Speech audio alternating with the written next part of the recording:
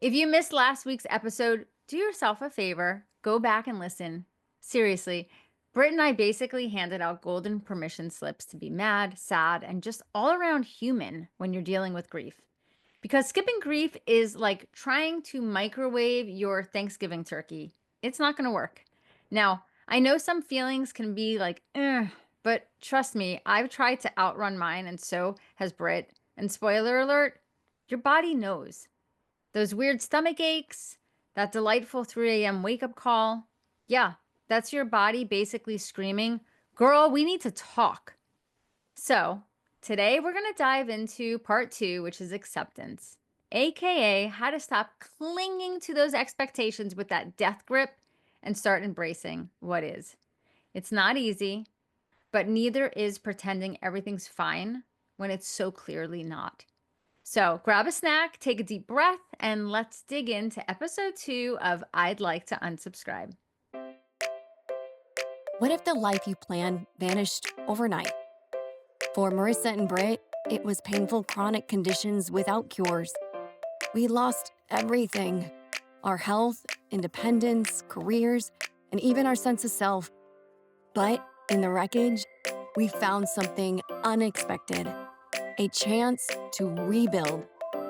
Welcome to I'd Like to Unsubscribe, the podcast for anyone feeling stuck, lost, traumatized, or just straight up over it. This isn't about surviving illness or trauma. It's about ditching the toxic beliefs holding you back and even daring to dream again. We're bringing real talk, hard-earned wisdom, lots of sarcasm, and practical tools to help you rise. You'll laugh, you'll cry, and you'll remember, even in the darkest moments, hope is still alive.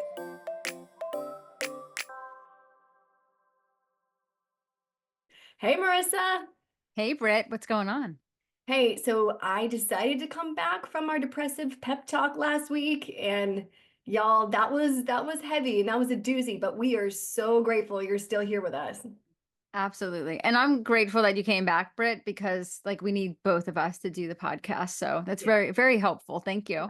Well, I got myself together after crying, I got off episode and started crying. Well, yeah, because you just got to let it out, you got to let the grief out. We had a lot in the last episode. If you were here, then you know everything we talked about, and there were definitely some tears and some heavier moments. But if you didn't listen to the first episode, we highly suggest, right, Britt, that they should go back. Yes. Yeah. If you didn't tune in last week, it's worth the listen because, even if you need a little background to it, it's so foundational to what we're going to be talking about. And honestly, y'all, you can't unsubscribe from anything without first understanding what you're unsubscribing from. And that's the grief component of all this. So that is just going to be a bedrock of information for you to be able to kind of take with you on this journey with us. It is a giant permission card to be sad, mad, and angry. And I use those words because we talk about emotions with my kids all the time. And we have this book called Little Monkey. And it's all about little monkey is sad, mad, and angry. And then what you do with those emotions. So this is your permission card to be little monkey, sad, mad, and angry. These are necessary healing ingredients to get to acceptance. And that's what we all want, right? That's where we're trying to achieve. It's why we want to pass through all these stages to get to this place where it starts to feel like it's okay and you have the ability to move forward and to dream again. But again, we cannot skip these steps of grief. It's just impossible. This is what this episode is about today. Acceptance doesn't mean forgetting, okay? It doesn't mean minimizing your loss. We're sitting around the table, right? This is not us from the mountain, telling you guys what we've learned. This is us at the table with you, holding your hands, sipping coffee, sipping tea, saying, hey, how do we do this? How do we actually get to acceptance in all this? Because that's the Holy Grail. That's where we all want this, right? We all want to move on.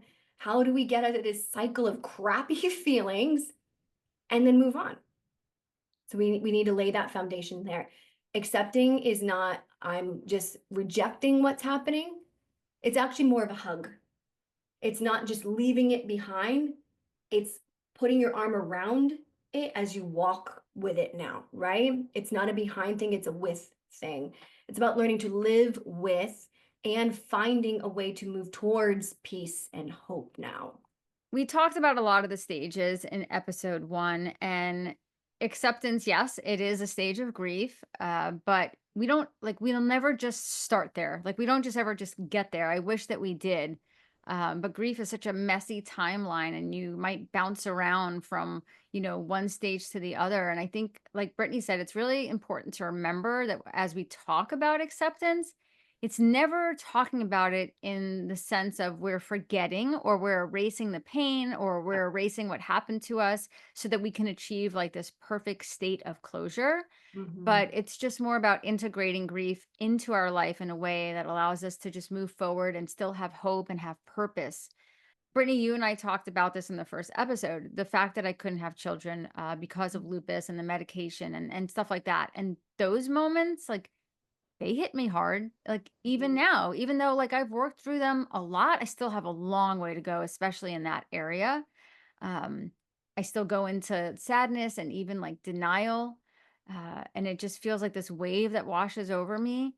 But I will say with certain things as far as lupus and now even, like, with my dad passing years ago and my dog who I had for 17 years and was like a child, um when I think about, those memories or something reminds me, I might hear a song or I might smell something and I'll notice, like, I will, of course, like, I go back and I'm sad and I so wish that I could, like, see them or be with them again, Yeah. but it's not as paralyzing as it once was, Mm. or I don't maybe sit in it for as long as I used to. So, what I wanna say is if you're listening, it is okay to go back and revisit those other stages. It doesn't mean you're failing at acceptance or that you've gone backwards. It means, like, you're human and this is normal. So if you're listening and you're thinking to yourself, why do I keep going back to these like hard feelings when I thought I got over it? Right? Like, Yeah. I don't think over it and grief really ever belong in the same sentence, ever. Right. Right. Um, it's not about being done with, and we've talked about this a lot of times so far in the 2 episodes. It's about learning to live alongside, not being completed and done with. Mhm. And some days will feel easy and some days won't. But we do want to tell you, you are doing better than you think you are. Trust us. So many of us, we are so hard on ourselves, Yeah. and you have to give yourself that permission to grieve, even if it's for the 100th time. And that's part of what makes acceptance so beautiful. It's not about perfection or this stage of closure that you're sprinting and marathoning to get to. It's about just showing up for yourself again and again and giving yourself some grace. Oh, yeah, absolutely. I mean, and that's the resilience, right? Like you said, we had these things that felt monumental and so grievous, right? But as time passes, as we hold them in our hands and we let them go and hold them in our hands and let them go, they are less heavy, right? We're building up that strength, right? Like if you go to the gym for the first time and you're using the 5 pound weights, at least for me, y'all, like that's a lot. That's a lot. I wish it was different, but that's where I'm at. Right. Yeah. And that feels like a lot. But the more reps I do, right, the more I go to the gym, the more I hold those weights and then I, put them up and I put them down, right? It feels less heavy. And that's the same thing. Grief is like a workout.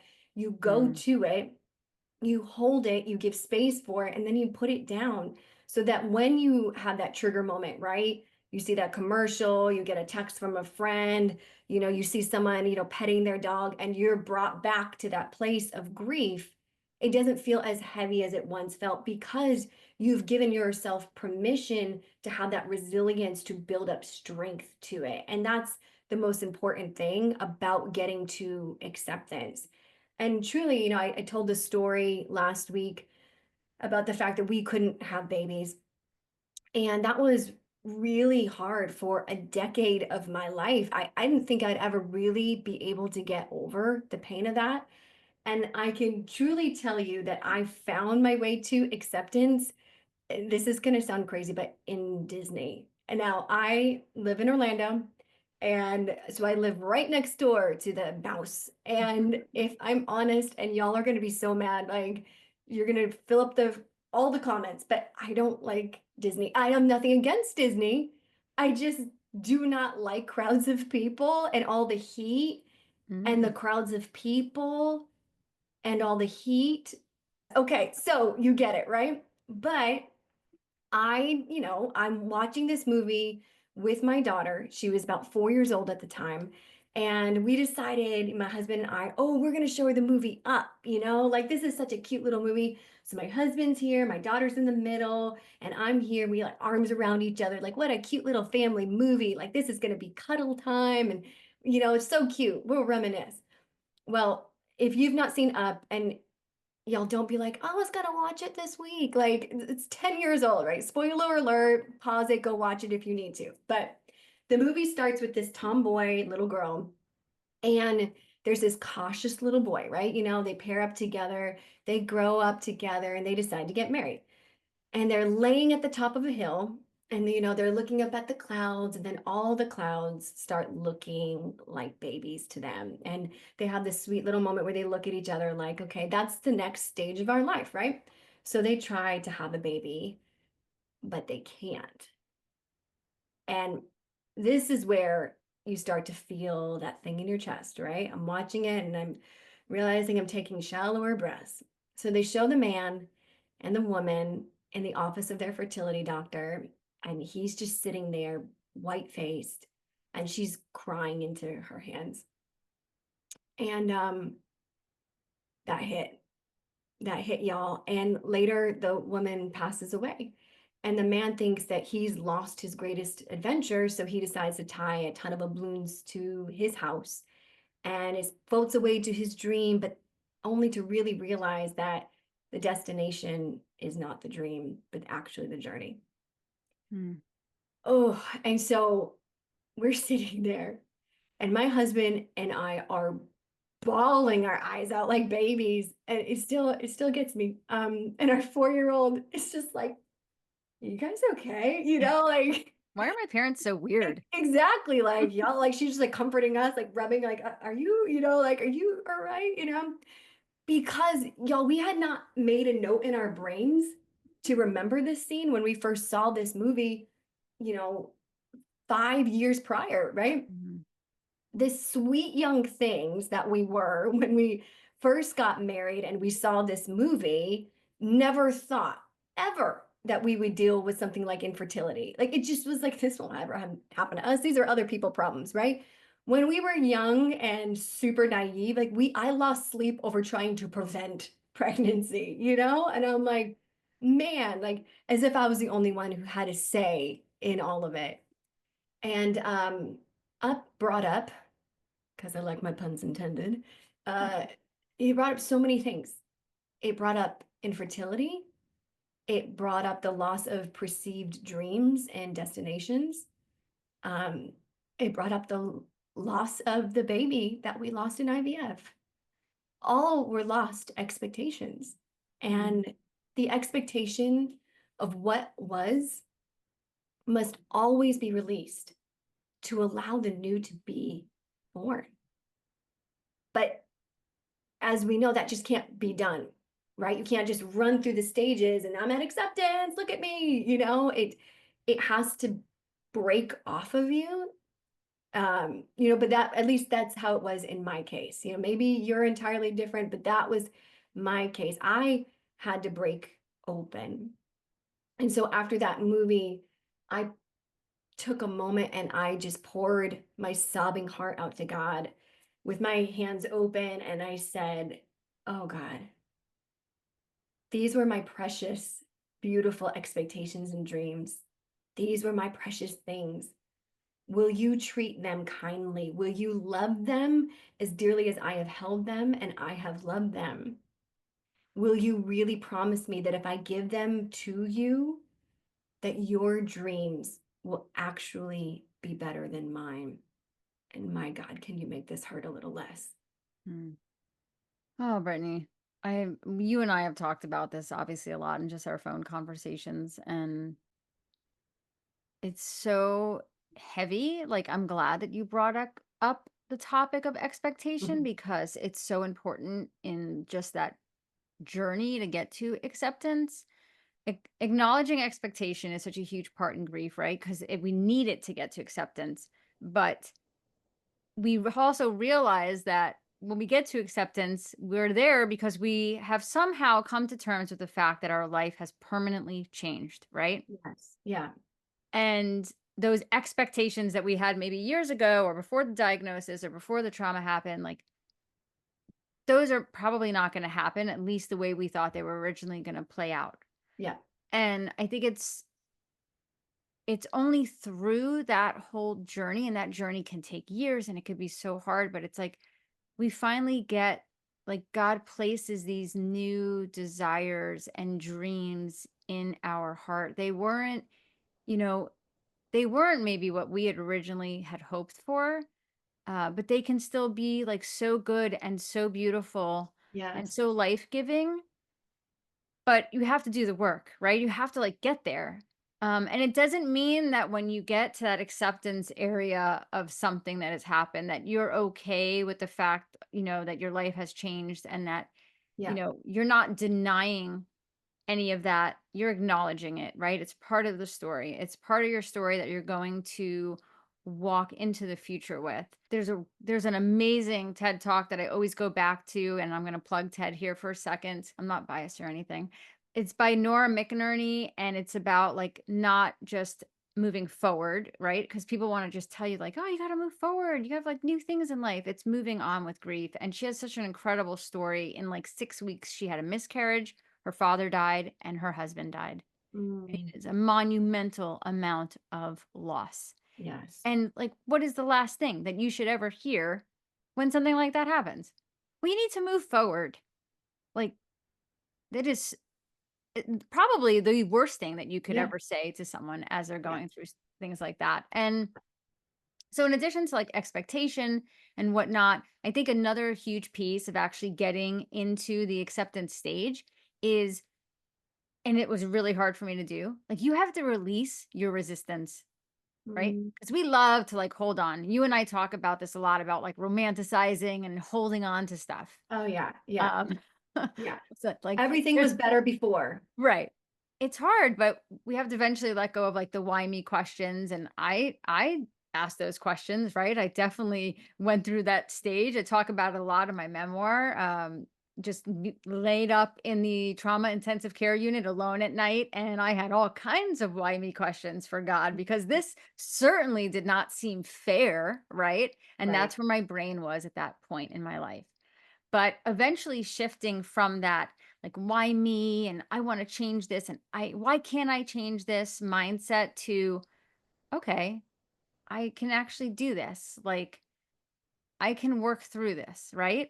Mm, And when you think about those two statements and those two different mindsets, like, one clearly feels, the vibration of it feels like angry, right? yeah. And sad.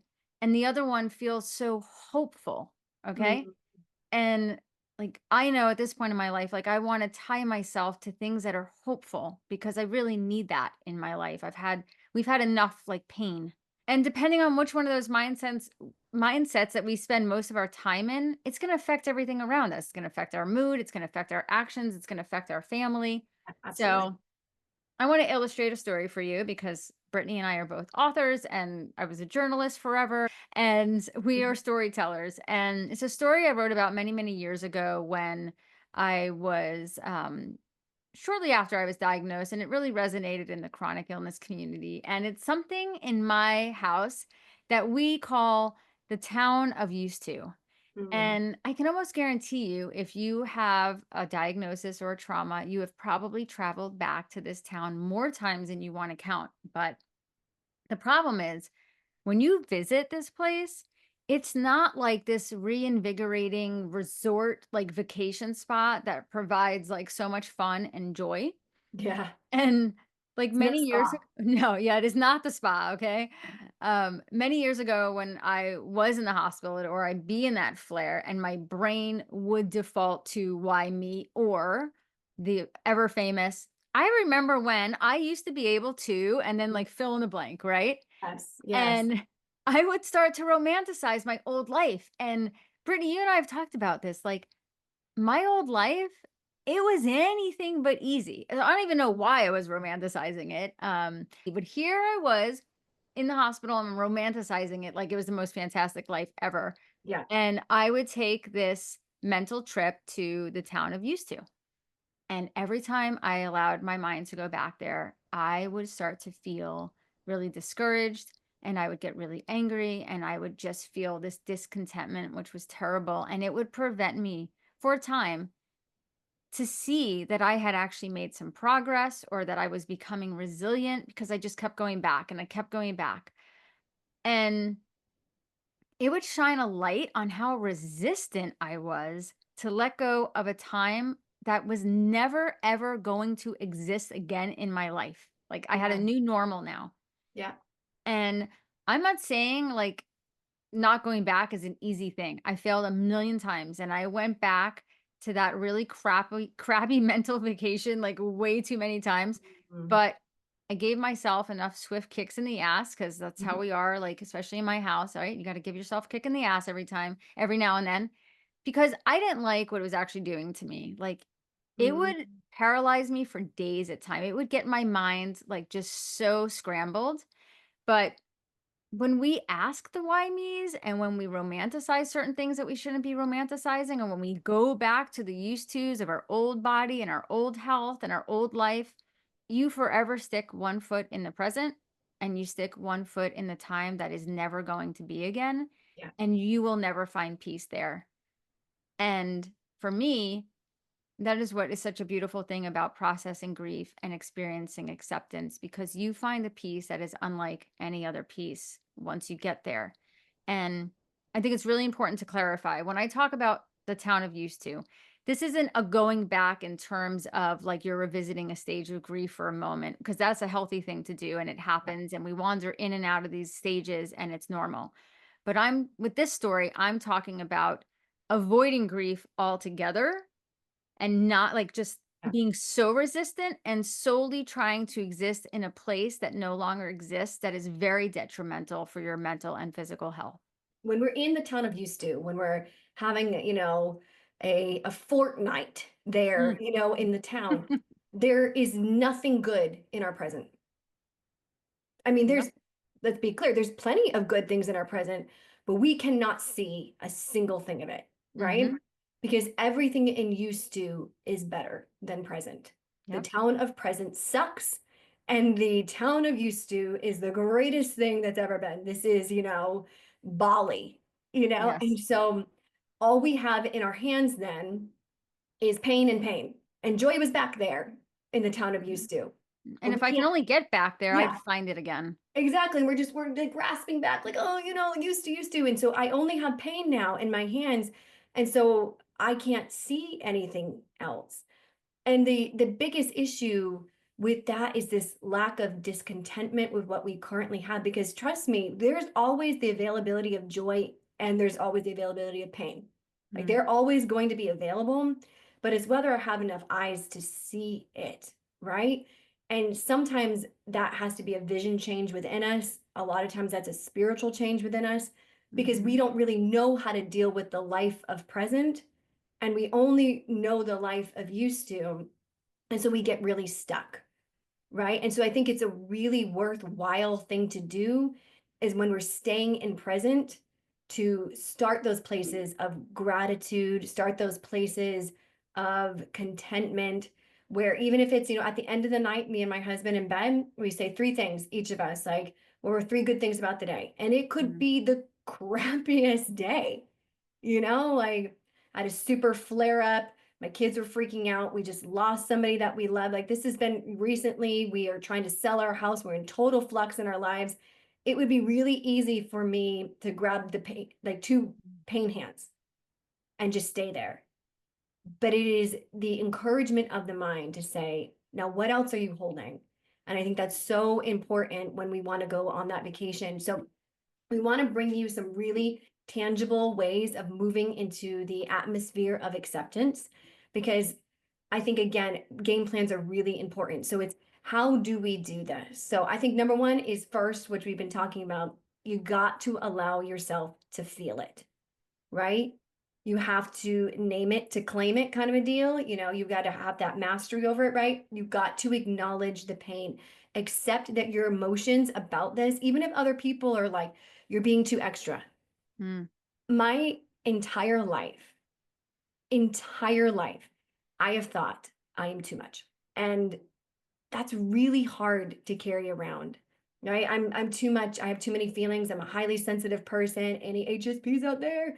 Like I am too much for everybody. And so I just gotta like push this down because I don't want to be abandoned, right? mm, And so these feelings feel really big and so I don't know how to really express them so that other people can be invited into the story. And so again, acknowledging my emotions, however big they feel, are really valid. They may not always be the truth. There's a right. difference there, right?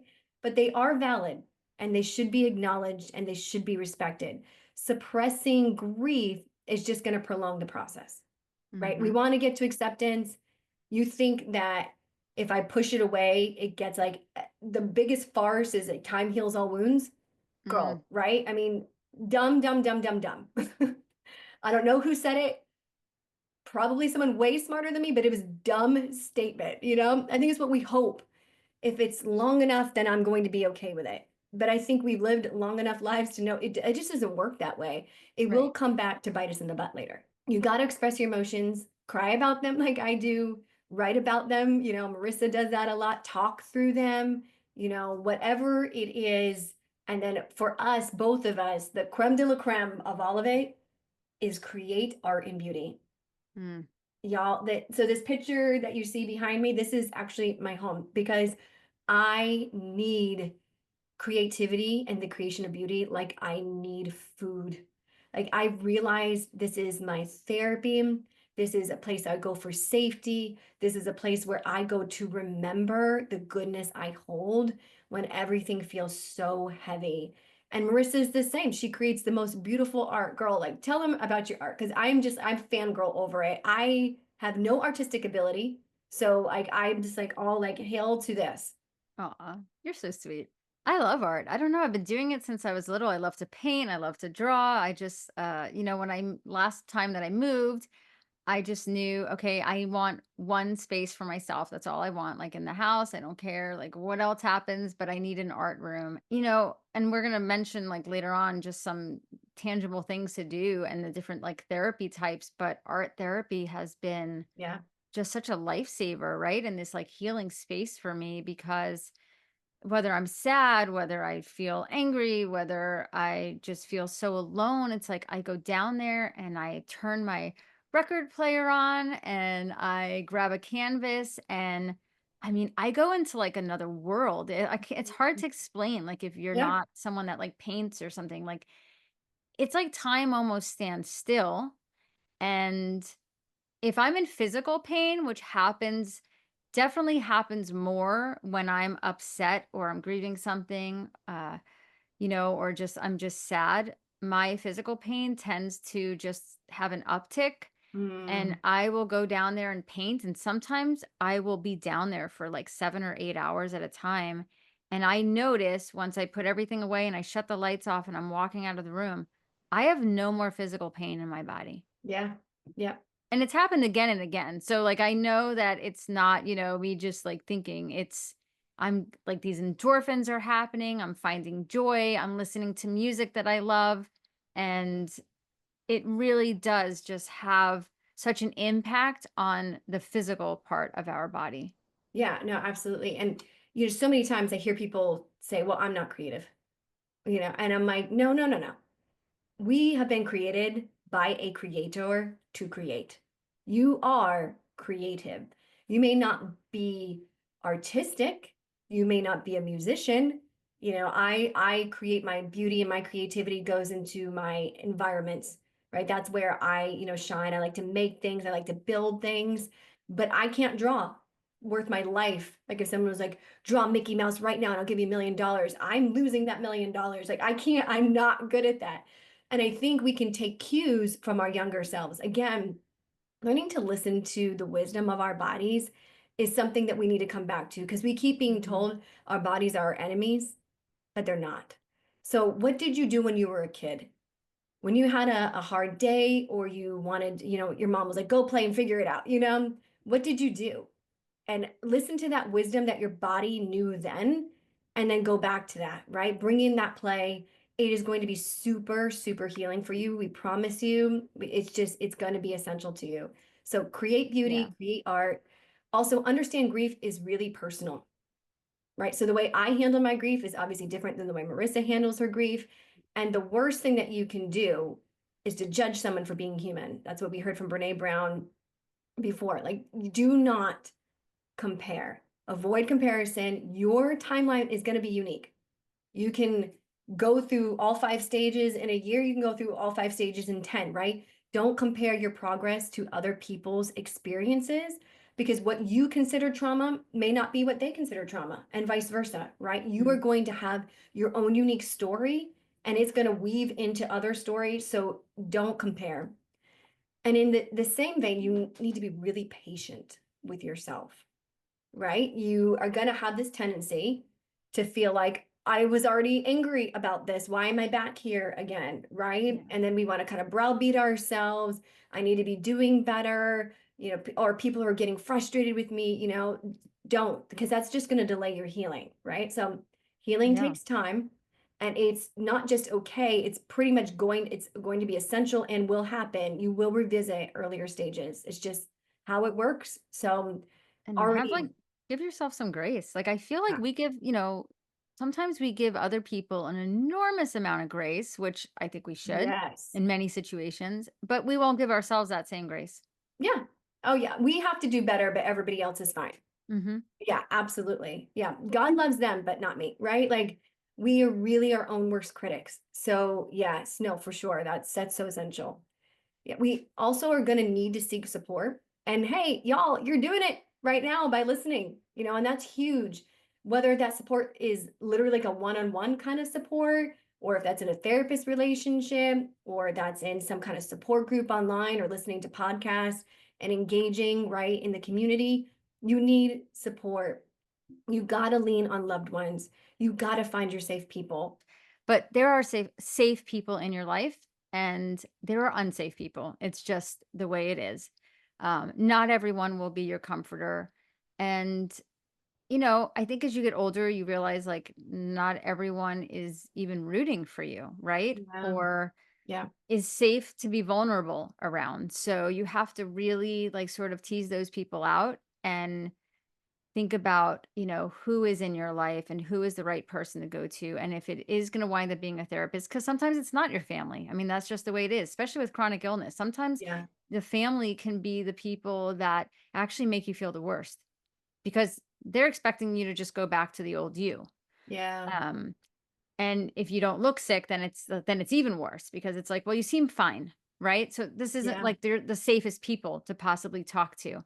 But for therapy, I just want to point out, and I've said this a lot on Lupus Chick, is I know a lot of people that don't have insurance, and I know that money is ridiculous right now. Things are so expensive. I mean, just getting yourself groceries is ridiculous. Yes. So I want to tell people if you are near a major city that has a graduate university program of psychology, usually those master's and PhD students have to complete, and actually for every program, like they have to complete a certain number of hours of seeing people in order to become a psychologist. And that usually comes at a very discounted rate, a sliding scale, or even, no payment options where you just can go in and get it for free because they require that so that they can graduate. So definitely go and check out some of your local, like, universities that have these graduate psychology programs, and they can just be like such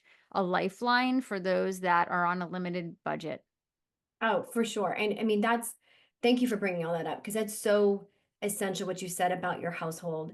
There are so many times when, I mean, let's be honest, like, they're also going through pain of what we're going through. If they love you, they're in pain too. And they don't necessarily know how to deal with it, especially when they're not the ones actually feeling it. And so y'all bring them along with you. Be Hmm. like, hey, we're gonna go out to, Aldi today. Oh, weird. We're at a therapist office. Oh, okay. I guess we should go Mhm. in. Like they need it too. They just may not be able to recognize or say it because often the people in your lives that feel really unsafe with your story are the ones who never process their own. So trust me, they need it too. So doing it together can be really powerful and really bonding. So that's going to be essential.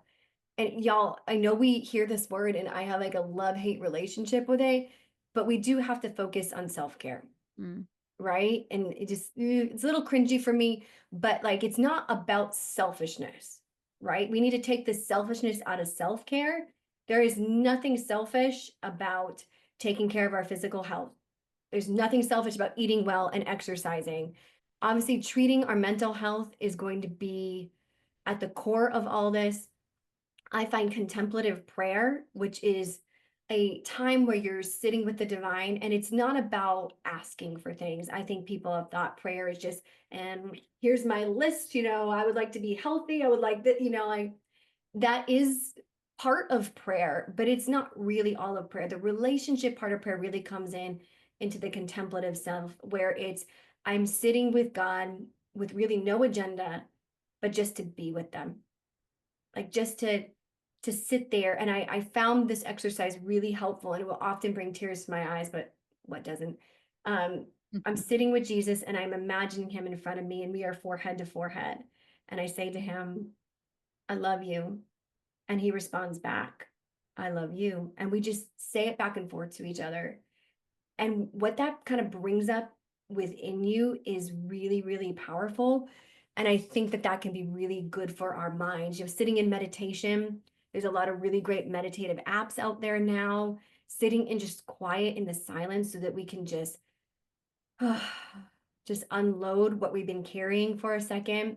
I really love the Pause app. You can download that. That is going to give you, 3 minute to 5 minute to 10-minute meditations for you just to sit in, to ask yourself some questions. It's really lovely music in the background. These are going to be really helpful tools for you to really reset that nervous system. And then, going into this place of accepting what can't be changed, right? Marisa talked about that earlier. It's not about, okay, that's behind me, and I don't have to look at that again, right? It's looking at it and then saying, okay, you're here with me. And you really got to let go of the why, right? Because I think that can really keep us held back for a long time.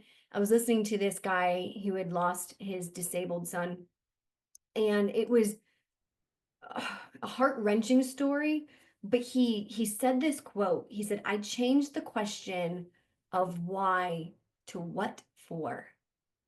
Why to what for? And man, is that really stuck with me, right? It's like, why did this happen to me? It's what for? What is this going to do for me? And what do I get to do with this? And I think that is such a power play, because I think why makes us a victim and what for makes us a warrior. Like, what are we going to do with this? Because it happened. And asking the why gets us stuck in the town of used to, and the what for keeps us in the town of present.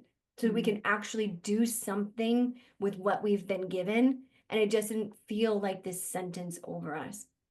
So focusing on that present, redirecting your energy of what you can control is going to be so essential so that you can actually re-engage with life, right? That's the last thing here. We need to re-engage back into our life. We got to reconnect with passions. I remember thinking when I was first diagnosed, because I really love to build things. And so I'm out there with all these power tools, and I was super weak. And so I couldn't really like hold up the drill or, bring down the saw, right? And I thought, I'll never be able to do it again. But you find new ways of doing it, right? You rebuild strength. And now, I can rebuild things now. But along the way, I figured out what I could do. And instead of saying, that's gone, it's never going to happen again, you just hold it in your hands and say, well, how do I do it now? Right? To give yourself the permission to return to those hobbies and explore new things. I remember I tried ballet. I went out and, I did an art class, and The art teacher was this blessed, sweet old man, and he would come up to my artwork and go, "Oh, you tried." Oh. And he was so precious, but it was true. It was terrible. It was awful artwork, but I was trying new things, right? Like this is not the end. It's just figuring out what's the new. And and I say this here, try to not be scared.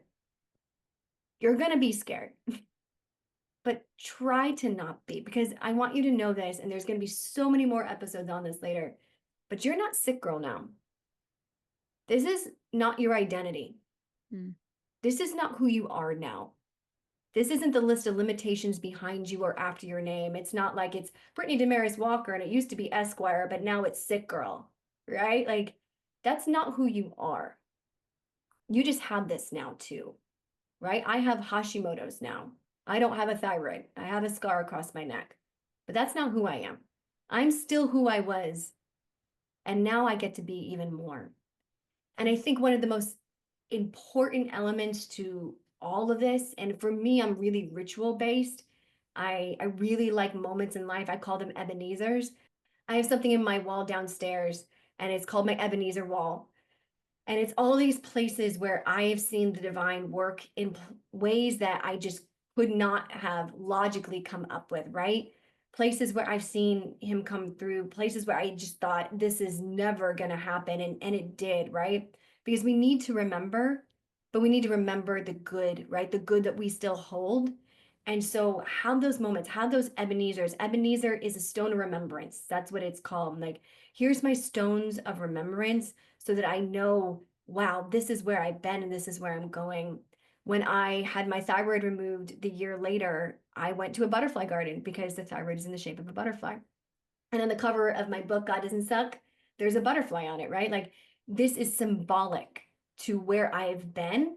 And so I created a ritual to remember, right? The goodness of God, because the Ebenezer is so essential to remember. Here's my stone of remembrance.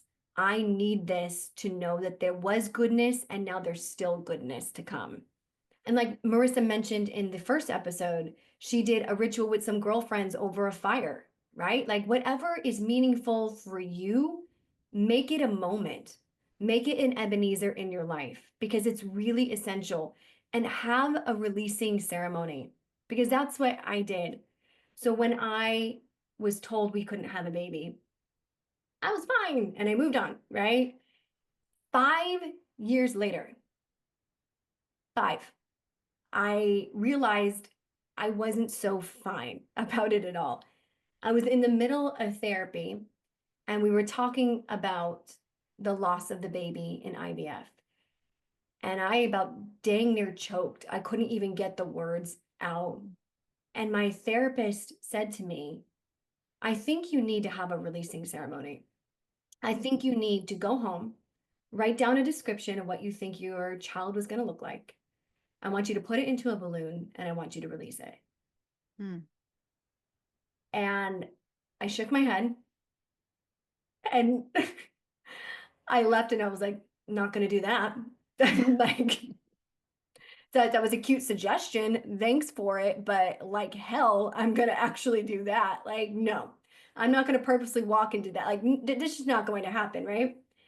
And it was months later, I kept feeling that knock, right? That just comes up of like, this pain is real and I need to do something with it because I kept denying. I'm like, it was just an IVF baby. It wasn't really a baby. I shouldn't be so upset about, like all these things, right? I was minimizing my story.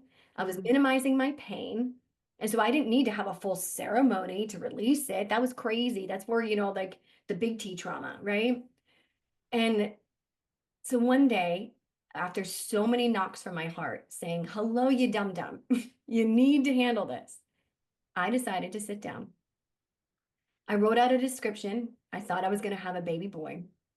I wrote out a description of a boy who was blonde hair with blue eyes. And he looked exactly like his daddy. And he had the same haircut. And he was sweet. And he was so good. And I put that into a balloon. And I walked out on my back porch. And I literally said to God, I guess your plan was better than mine. Mm. and I believe it. And I'm going to give you my plans so that I can actually accept the life that you have for me and the plans that you have next. Because so often we hold ourselves back from the next plan because we cannot let go. We will not we won't take our grip off of the one we had, right? And until we start to release that grip and we let that balloon go, we can't get the next story. And so I stood on that back porch and I let that balloon go. And I watched as it floated up into the heavens. And I prayed. And I really genuinely at that time felt like I've let this go. I don't need this as a part of my story now. I don't need to have a baby from my body in order to be okay. And I let it go. And if you think about doing this and having a releasing ceremony, don't skip the step of the divine. If that's a part of your religious base or your faith base or your awareness, really invite the divine into the room with you because there needs to be Mm. something more powerful than you. Really envision him sitting next to you and holding your hand as you're writing out your story, having that guide, having that comfort that's sitting with you. Write out all of your expectations. I filled out sheets. I don't even know how that balloon actually went up to the heavens at all.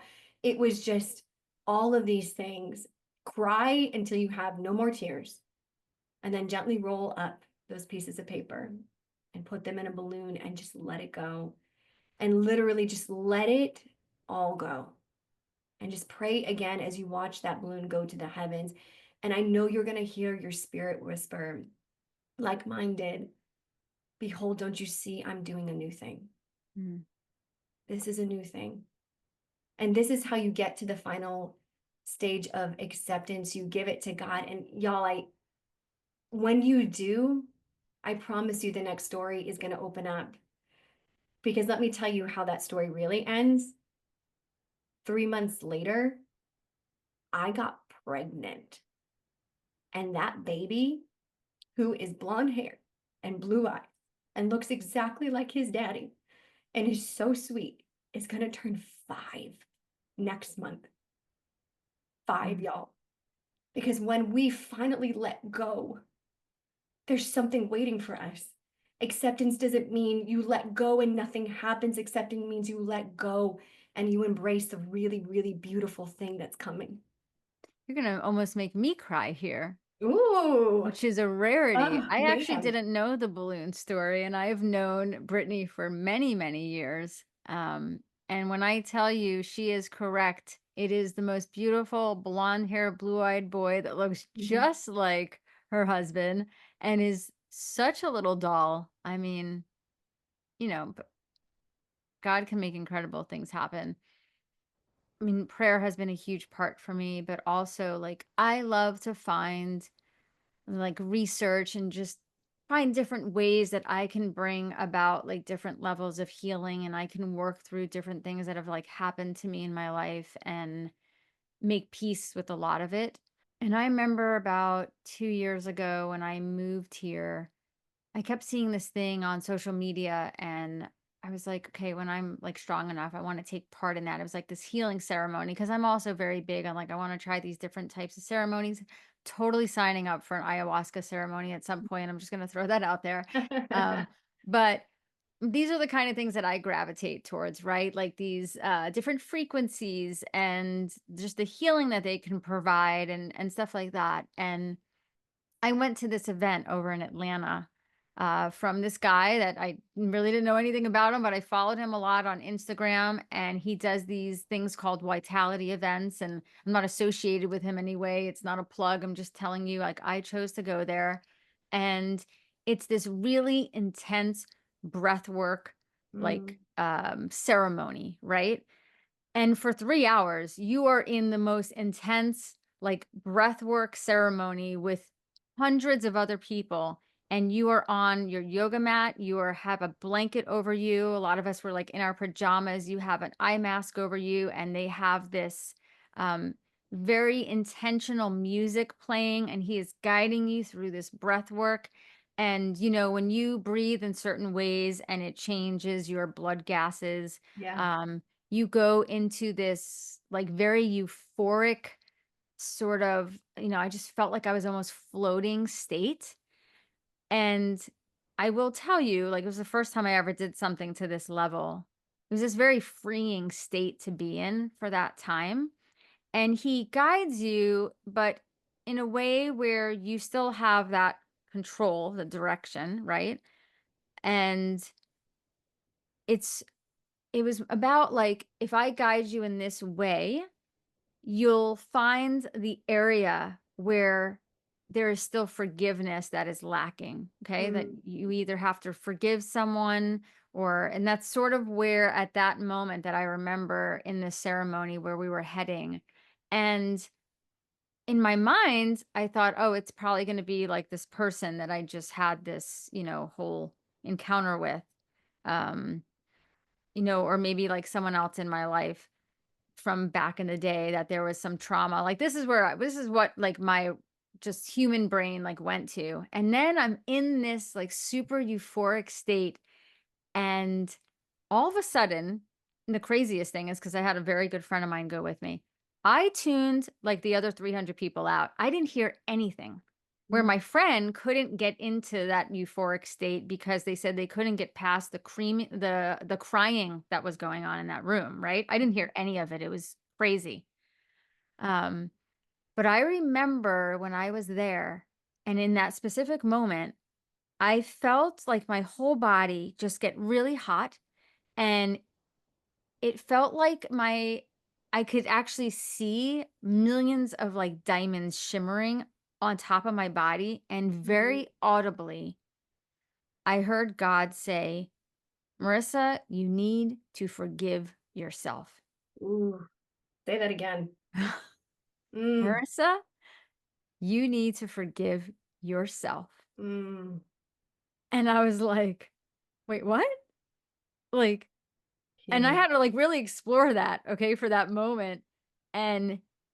And it went on. Like this conversation went on, and it was, you're so angry at Mm, your body because you feel like your body went against you, yeah. when your body is trying so hard, like Mhm.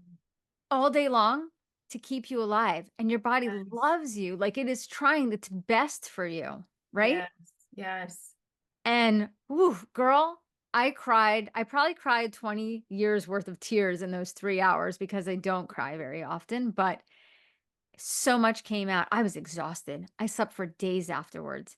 But I left there, and since then, when I talk about it now, I have such just this gratitude. I am so in love with my body now, because I'm Mm, like, thank you so much for fighting for me for decades when I mm, was so mad at you. mhm.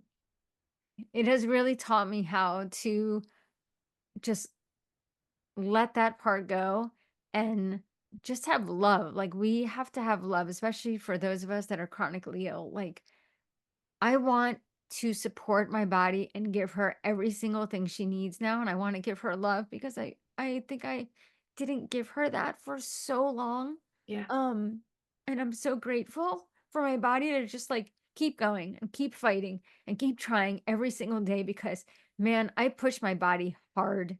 Yeah. Um I am really hard. My mom says I'm hard on everything. She's like, "You're hard on, like, your wallet, you're hard on your purse, you're hard on your body, you just, like, you're tough," right? Yeah. And I tried to give it, like, this tough love, and I Mm, really wanted to, like, I hope now until, like, the yeah. rest of my days, I can give it just this incredible, healing type of love for Yeah. fighting for me all the time. But man, if that ceremony didn't bring me to like just such a new level of acceptance and the freedom that I have had since then. So it's like Mm. sometimes acceptance, it's a long way away, right? It's Yes. just, Yes. and it's so hard in that time. But even if you're still holding on to something, in my house, we like to call that turds in the pocket. Um, because when you're not grieving, it's like you're putting these little turds in your jacket pocket, and guess what? Like, the longer they're in there, the stinkier it is, and, like, no one wants this. Yeah. It is not good. And so it's like you will get there. Like you will deal with it, but I do want to say like you might feel like it's been so long. There's no way it could possibly be bothering me now or affecting Yeah. me. Man, it was 20 something years and it has changed my life to finally just Mm, kind of come full circle with all of that. yeah. Oh, yeah. I mean, acceptance has to involve surrender. I think they're synonymous, right? I mean, it has to be letting go of our need to control the timeline, to control the outcome, right? To control the other players in the story, right? Like, I have to release that I'm not in control. And for me and Marissa, we find the best way to release that into the hands of a divine, because Mm. I need somebody bigger than me handling this, right? I need somebody with better oversight than I do in my limited perception of things, right? To just be giving that over, because it's exhausting to grieve. I have never been in a grieving season and been like, really just have a lot of energy right now. Just Yeah. really just getting it, just feel like I'm living my best life, right? It's exhausting. It's so heavy to hold this. You're going to need other people to help you, and to have that divine by your side. It's going to be so important to just surrender over the things that we can't control, and we in this journey, there are different places that we have found, comfort, Marissa, you had talked about that book earlier, and the TED Talk by Nora McInerney. Mm. But then you also love Option B by Sheryl Sandberg. Yeah, she's another one that just has an amazing story of obviously just dealing with loss, but also how as we're going through these stages of grief, it builds like even, as you're going through years of living with a chronic illness or Mhm. just challenges, like you build resilience. It happens. Like and there's a time frame element to it too. But her book is definitely one of my favorites. You'd mentioned The Body Keeps the Score, which is also, I think, probably the top of our list. I do love that TED Talk. And also, going back to just like different types of therapy. If art therapy is not your thing, I totally get it. You might like music therapy or like sound Yeah, therapy. I always love when I could go to like a sound bath. yeah, Different places will have them in my neighborhood. And there is just such like a freeing, healing time there. Even when I yeah, listen to like worship music. yes, So I think it's really important. Like you have to sort of find like what works for you that can help you move through your feelings in a way that's authentic for you. Like yeah, it's not going to be exactly what works for me and Brittany. And the other thing is, like she said, you may not find it like the first time you look for it. You may be like, "Okay, let me go take an art class," and it's like a major fail, right? Or you just yeah, didn't enjoy it at all. yeah, Or you might be like, "Okay, let me go try, some music therapy or go speak to a therapist or, go do this yoga class or whatever it is." Um, but you're gonna find something that just really resonates with you and your personality and what you're going through. yeah. No, absolutely. And there's so many good apps out there like Good Grief that really helps listeners with their journey. So just look around you. There are resources, there's free ones, there's, EMDR therapies. There's going to be something that's really going to help you be able to get to that surrender. And Mm, again, we deeply encourage you, if you have some kind of ritual of letting go. I always refer to it as my BC life and my AD life, right? What is that line of demarcation, right? And where can I have a ritual that says, I'm honoring the life I used to have so I can move forward to the life that I do have? Because in order, again, to move forward to the goodness of the life you are now in, the town of present, you have to let go of the town of used to, mm. right? You have to surrender all of that. And trust me, you do have goodness. And there's going to be so much more, and stay tuned. We'll delve into that as we journey together. But there is goodness you hold right now in your hands. It's not pain and pain, it is joy, and there is pain, right? So we have both. As you learn to let go of your expectations and you're now willing to embrace the future God has planned for you, you just have to open those hands.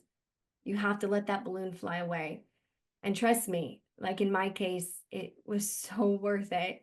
And I'm not, listen, this is not a once you surrender, then you get what you always asked for. Right. That's not, I am not guaranteeing that. I'm not saying this is how it works. I'm not saying that God has some weird, messed up way of being like, I've got to break you down to build you up. Like, that is not it. In my story, it just happened to work out this way when I had least expected it. And trust me, when I was like, you must have been less stressed then, that wasn't it. Okay. I wasn't less stressed. I wasn't more healthy. That wasn't it. It was just the right time. And I had entered into a place of surrender. And for whatever reason, the divine said now. Yeah. So, not a guarantee, but I do know this: when you do choose to surrender, you will be able to see the goodness you have so much easier. It's going to be worth it. So, consider having one of those ceremonies like we did, do something symbolic, have a moment, have a prayer moment, lay on a mat like Marisa did, and learn to forgive yourself, Mm. right? We are so hard on ourselves. And I think we are the first person that we need to forgive, even though we didn't do anything wrong.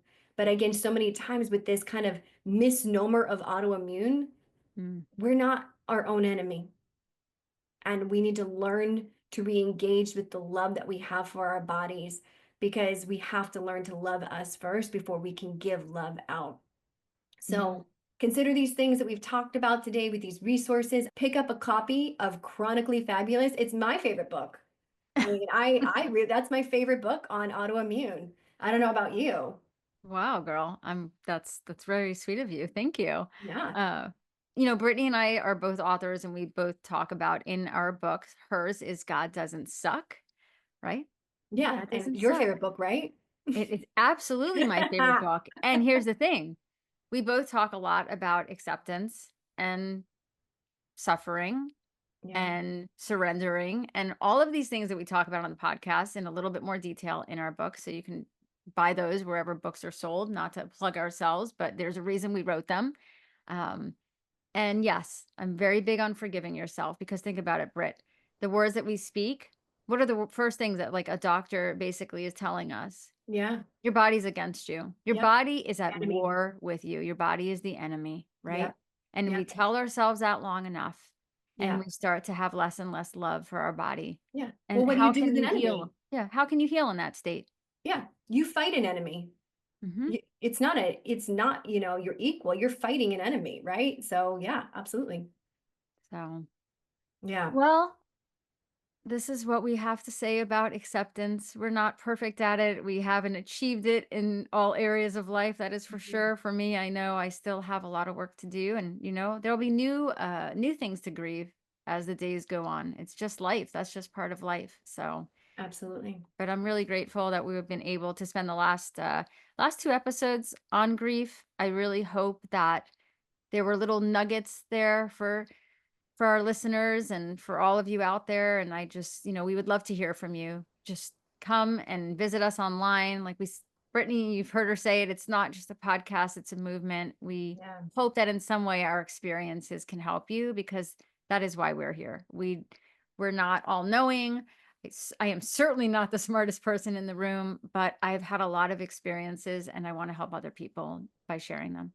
Absolutely. So subscribe and follow this movement as we chat at the kitchen table with you, our tribe, so you know you are not alone as you walk through this. And I want you to take this with you throughout this week. You are valuable and you have never lost your value.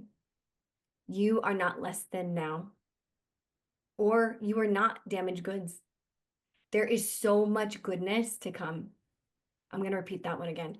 There is so much goodness to come. I promise you.